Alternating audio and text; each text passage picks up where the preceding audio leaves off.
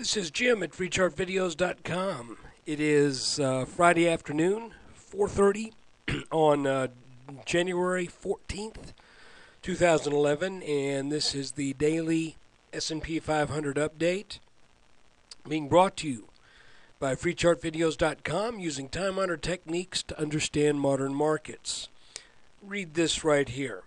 It says, in so many words, you got to use your own brain, use your own mind.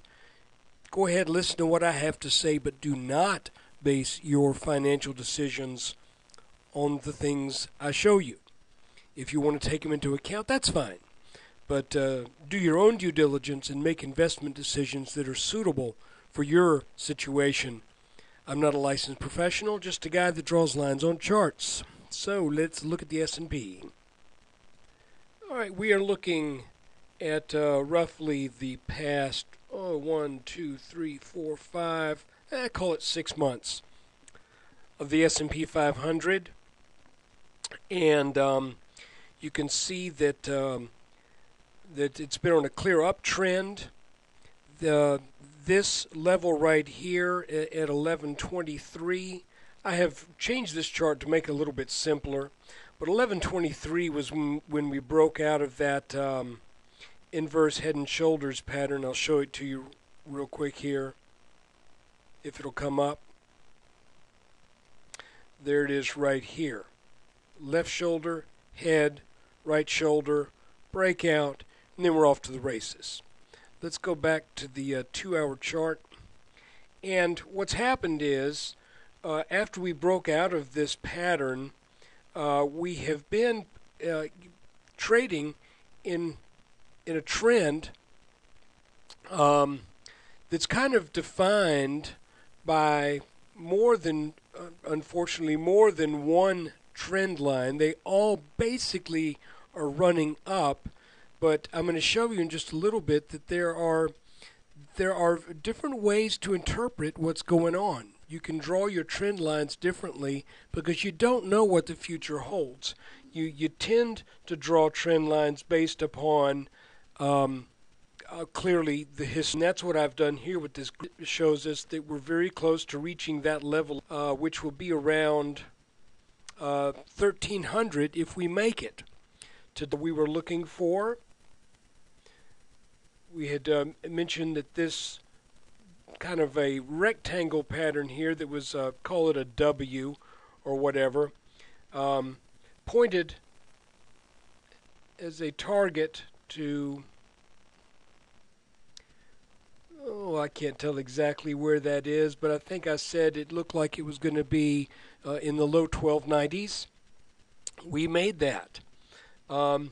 Additionally, and by the way, this green line right here gets kind of squonky. It moves around, unfortunately. Let's go back to the to a 1-hour chart. You can see that we have not reached that line.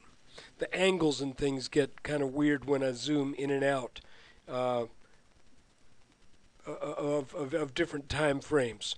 So what's happened is the S&P has been in this little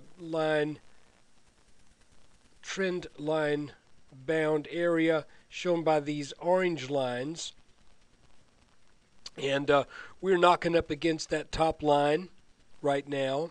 The bottom line, I think we fell below that just a little bit. So here's what I'm thinking right now. These small patterns all became very helpful. We made the 1290 and change, 1292 plus, and so right now I'm thinking that our eventual target, and probably the time to really watch it carefully, is when we start tagging the tops of these lines. So if we zoom in, and hopefully we'll maintain some integrity. Nope, it moved around again. So instead of zooming like that, let's just do this. There.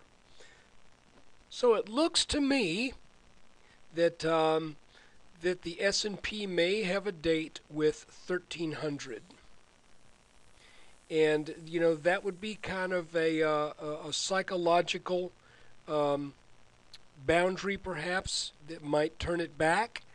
And it just so happens that's where this line and this line intersect. So let's see what happens. Let's see if we make that. So far, things have been looking great. We do have a little bit of room in this channel to get up there. Put on another 7 or 8 points, and then see what gives. If that turns back, do we go sideways again, knock up against this, and then eventually end up taking this line out? I don't know. I really don't know. I'm just doing this a few days at a time. So I can tell you, however, I'll remind you, when we go back to this long-term outlook, we still have not satisfied the eventual target that the S&P had with this bottoming pattern. Additionally, I remind you that all of these targets are minimum targets. For example, this inverse head and shoulders right here, where did it point to? I think it pointed to, well, let's go look at it real quick. I know we're well past it. Yeah, we had a target here of in the 1220s from this pattern. No, I take it back. That was 1240, 1250. We're past that. We're not past that bottom pattern that bottomed out back in 2009. Additionally, the Dow has a pattern from this same pattern in its chart that points to 12,000, or maybe just a little bit shy of 12,000. We're not there yet. I want to show you just a couple more things real quick. Here's your Dow Jones Industrials. You can see the inverse head and shoulders right here. Breakout, pull back to the neckline, and we have not made that that level yet. And that's going to be a little bit lower than 12,000. That's the minimum. And folks, the Dow looks like it's just headed there. I mean, if we draw a line here and we copy that and make a parallel line, put that there, it looks like the Dow is in pretty darn good shape. Let's look at the Nasdaq real quick. Here's the Nasdaq setting new highs. And I'm looking at the same kind of a channel here where we've switched lanes, where we were going up at this angle out of this inverted head and shoulders again. And you can see that this inverted head and shoulders is well exceeded its target. The S&P has exceeded it. The Dow has not. So I'm thinking if the Dow keeps on going, perhaps the Nasdaq and the S&P will be supported somewhat by that move, and you can see that Nasdaq set new. Let's see how far that high goes back. Here, this shows you where the Nasdaq ended up today, and you have to go all the way back to late 2008 to find those levels. And just for the heck of it, you can see that when this level was reached here, there was a pretty strong sell-off.